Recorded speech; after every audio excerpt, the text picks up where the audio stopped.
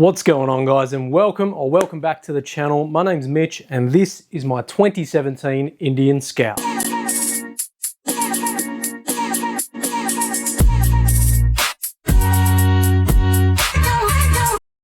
So I've now had this bike for about a month and I think it's time we start tackling some mods. The first thing on the agenda is the intake. Apparently it's very restricted and I haven't looked at it yet. We're all going to find out together. I did look into some you can buy. There is the one from Zippers, and in Australia here it's going to work out to be about $310 plus shipping. I don't think I can justify the price of that for what it looks to be: a pipe, a filter, and maybe a sensor. I don't actually know. I didn't look at it that deep because I just saw the price and thought to myself, surely we can do better than that. Surely we can get creative and see what we can do. Now the goal here is to see if we can do it for free. I don't see why we can't just remove some restrictions from the intake. I could be wrong, but it is possible. If not, I've got a tub of intercooler piping, intake hoses, all of these sorts of bits and pieces, which means it won't be free if you don't have those things, but I do. So we're going to pull the tank off, have a look at what we're dealing with here, and see if we can get some free power out of this thing. So job number 1, seat off. Job number 2, disconnect battery. Job number 3, fuel tank off. Then we'll be able to look at what we're working with. Let's do that.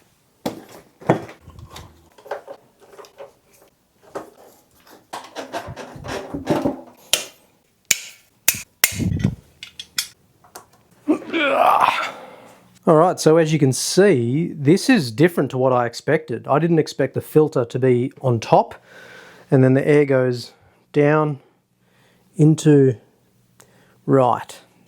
This is going to be a little bit trickier than I expected. I was thinking maybe we'd be able to cut, the intake off, but there's nothing before that. So I'm going to pull the filter off, have a look inside and see if there is anything we can do, or if we do need to do a hose, pipe, filter setup, or do we just have to order some parts? Let's find out, guys. Take the filter off, let's have a look.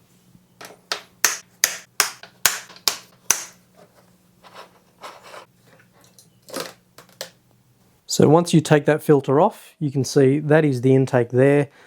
There is nothing we can do to this Airbox. There's no Airbox mod. Some bikes you can do that. There's nothing to do with this, because if we mod the Airbox, we're bypassing the filter and dirty air's getting in. So we're not going to do that. What I will do, let's take the Airbox off and see if we can do the whole pipe and filter thing straight off that. Not 100% certain this can be done, because the kit I was looking at looks like it comes with all of this, which I believe is the throttle body as such. So that could be why it's a little bit more expensive than I expected. So let's take it off, have a look, see if we can get something going here at the lowest possible price.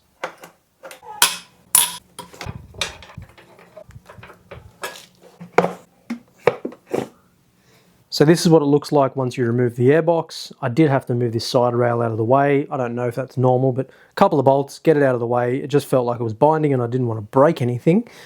So by the looks of it, all we need to do is relocate these breathers. They can go somewhere. EPA, thank you. Some 70mm intercooler pipe, just a little bit, just so that we can put a nice curve on here. I have seen people use full silicone hose, but my concern is that it would suck in and close, and that's obviously going to restrict it. And then a filter here. So I need an air filter, some pipe with a good amount of curve. I'll work out how much that is, and then some silicone hose to clamp it on there. And that's it. Let's go get some stuff. Let's see if we can do this, and I will share some part numbers. If you're trying to do this yourself, be able to just click, click, click, order the stuff and bolt it on. All right, guys, it's the next day and we have a whole bunch of goodies that I'm going to show you. And everything here did cost me about $200 Australian. It is a little bit pricey in Australia for this sort of stuff. And to be honest, I did actually opt for the best quality things, including the air filter, which I'm going to show you in a minute. The first thing is, of course, this 90-degree tight radius bend so that we can get the filter nice and tight underneath the fuel tank. If you do pay attention to the kit that I was looking at potentially buying, the bend is tighter than 90 degrees. So I found an air filter that is going to solve a little bit of that problem for us. This is a K&N filter. I wanted something high quality, but more importantly, I'm going to take this out and show you something. Okay, number one, this is of course a washable filter, so we can keep this forever, wash it, re-oil it, put it back in. But the main reason I chose this one is if you have a look, it has a little bit more of a bend built into it. So that's flat and the filter's actually going to face downhill. It needs that more of a curve than just that 90 degrees. This is going to assist with that, and of course it's quite narrow, so it should fit inside the frame. I have made some measurements. I haven't even checked if it fits yet, but I think this is going to do the trick. And then when you remove the factory airbox, there are these two little lines that the breathers off the engine go to. So these can kind of just vent to atmosphere if you like. You can run a catch can if you're going to do that. This is now the time to do it. I don't want to do that because I want to try to keep things minimalized, and a catch can, there's not really anywhere good to fit it that I could find, so I have opted for the other version. And that means I've got these two breather filters, again, high quality, washable, reusable. These are going to be a little bit exposed to the elements as well, so you want something you can definitely wash. And then I don't know if I'm going to need this next part, but I think I will because there's not a lot of room to play with, and I don't want to go cutting the factory hoses from the breathers. So I bought this 1.5 meter length Aeroflow silicone tubing. This should do the trick quite nicely, and then I can route them wherever I want those breathers to be. Give me a little bit more room to work with, make it a little bit nicer under there. So let's fit these parts and see if I've saved myself $100 and something in plus shipping. This could have all been for nothing, but I also do believe that this air filter itself is better. So, you know, we might end up with a better result than the other kit anyway. The other thing you need will be a little bit of a silicone joiner. This is obviously going to join from here to the throttle body. I had that laying around, so I'm not going to count that into the budget. And I had some clamps laying around. Again, they don't count. All right, so I've gone ahead and pre-assembled this. All you need is obviously that bend, some hose clamps and a little bit of a coupler, chuck the filter on, and now we're ready to install, and hopefully it all fits. Let's find out.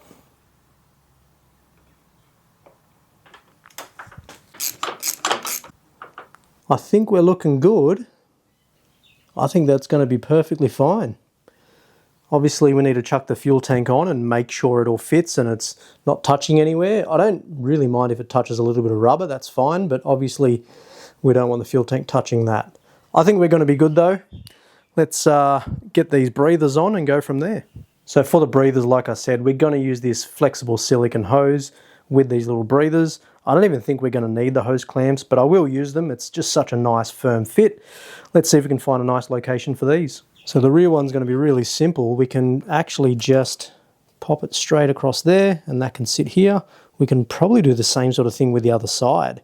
You could get away with not using this and use the factory stuff, but I just want to keep this as it is in case we want to go back to the airbox at any stage, or if I ever sell it, the next owner can do that themselves. What I will look at doing eventually is actually getting a 45 so that the filter can sit upright.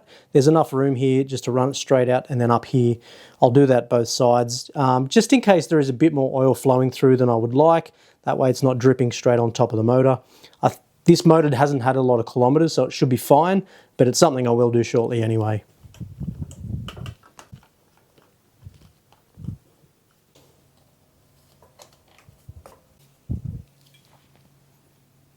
As you can see, guys, that's buttoned up quite nicely. They aren't on too much of a bad angle, so I won't stress too much about getting them upright. If I do see that they're dripping and getting moist underneath, I'll get them upright so that they can drain back into the valve cover. But for now, let's get the tank on, all buttoned up, plugged in, start it up and see if it sounds any different.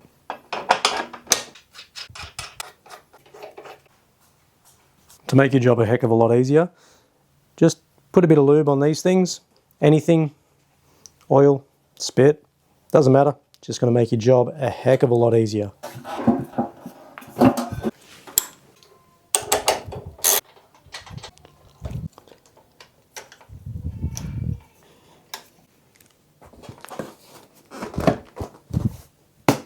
So as you can see, everything's buttoned up and it all fits. It was obviously touching the underside of the tank there, so it took a little bit of force just to close that gap. It's not enough that I'm concerned. If it does become an issue, it's something I'll address. But for now, it seems fine. It's time to pop the key in this thing and start it. I don't know if it's going to sound any different. This thing's ridiculously loud anyway. It's probably going to be more when it's under load. It did definitely have like a bit of a choking sound, so let's see.